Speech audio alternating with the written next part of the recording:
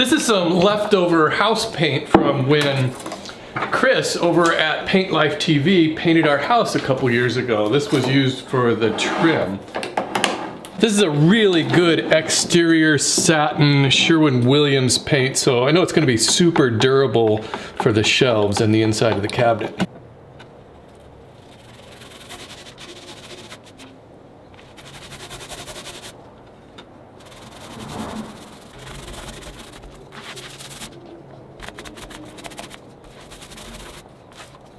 I had a question about what type of plywood I used for this project, and it's a good question because I never really buy the same plywood all the time. Mostly I buy plywood because of its price, whatever's cheapest but still has a good side. So this is considered like a one sanded ply, something like that. In other words, one side looks pretty good and it might have some little patches in it that they've sanded over, but overall it's a pretty good plywood. And on this side is really the bad side that has all of the knots and rough areas. But since none of that's going to show, it was perfect for this project. And I picked up a sheet of this plywood was around $35. It's actually exterior sheathing plywoods for building construction. One of the reasons why it's a cheaper plywood is because it really doesn't have a lot of plies in it. I can count 1, 2, 3, 4, 5 plies, and then it's got the veneer on the face. In general, if you're looking for a good woodworking plywood, look for like Baltic birch and try to find one that has a large number of plies in it and that's sanded on both sides. For shop projects, you can use really inexpensive plywood if you don't mind the look of it, that kind of looks like this on both sides. Here you can see all of those plies, and this one is actually kind of a step up. The really cheap plywood will have big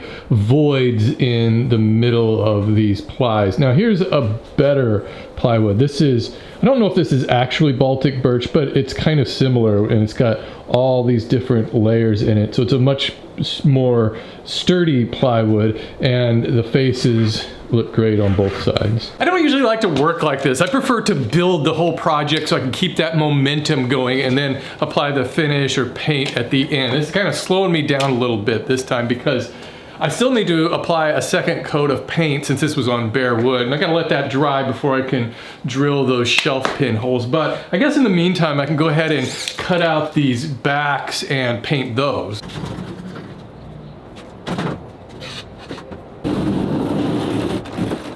I'll use 1/4" plywood for the backs.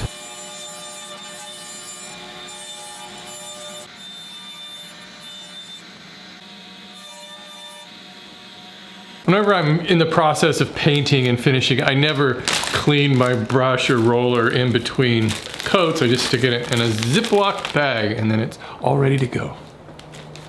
But you probably already knew that trick. One of the things that has always amused me is how there are so many different shades of white. This one is called Zurich white. It's also one of those things where I think we overthink it a little bit too much. And I think if you just kind of pick a white, it's gonna be fine. You're not gonna have any complaints. I don't know if anybody has ever, like, you know, a week later looked at their house and say, you know, if that was just a shade whiter, I'd be happy. Once it's on there, it just looks white. I don't know. I kind of like the idea of a completely black house with red trim. It would be that house in the neighborhood that all the kids walk and then they go to the other side of the street and then they walk back to take a wide berth around it. Really what I'm saying is I want to live in a haunted house. Another thing I've been wanting to do for a long time now, and I've just never done it, is write or just paint some sort of message on the roof of my house in big, bold white letters. I'm not exactly sure what it would say, but it would be so you could see it from those Google maps, you know, the satellite maps, and so it would just, maybe it would just say, "Hi Google," or something like that. But I think something a little more mysterious would be better, like maybe something that just says, "This is not a message," or "Don't look here." If you can read this, you're too close.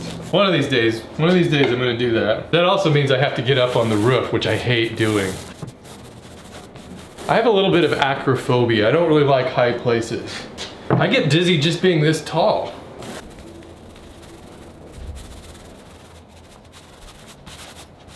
I gotta move things out of the way for my noon workout.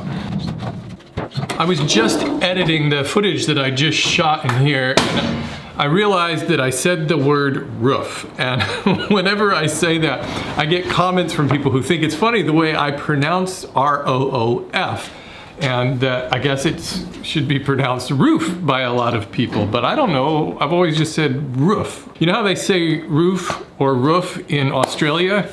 Wallaby. I set this up over here so that I can set up my laptop so my trainer can see me while I'm doing my workout and point out everything I'm doing wrong.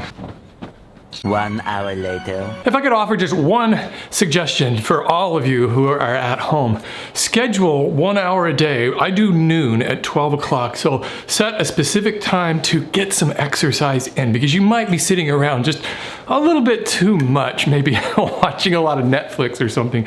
And that hour could be just going for a walk. Challenge yourself to do some push-ups. Maybe do 1 push-up and then the next day try for 2, and just see how far you can get throughout the course of this staying at home.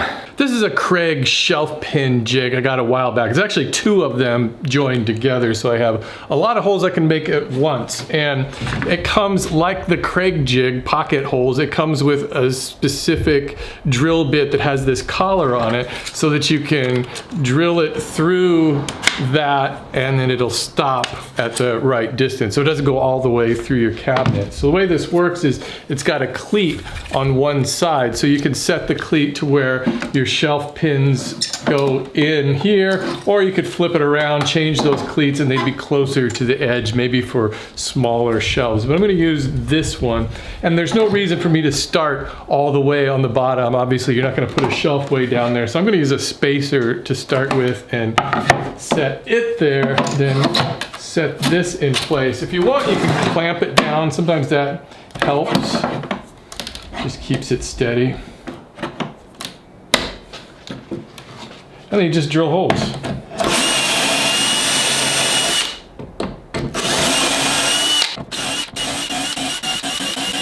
Now to move it for the rest of the holes, it comes with this metal pin that fits into the hole like that. And then I'm just going to put that in this last hole that I made.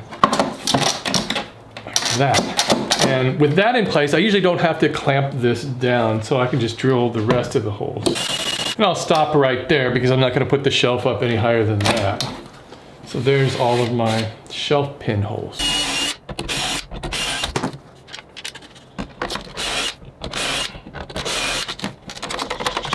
I'm going to vacuum all of those holes out.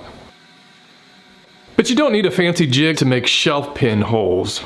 For the parlor bookcase project in my weekend woodworker course, I show you how to use pegboard. And really, it works out just as well.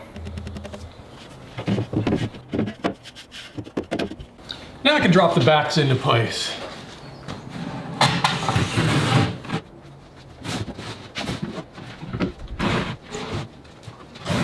I'll just tack it down with my brad nailer.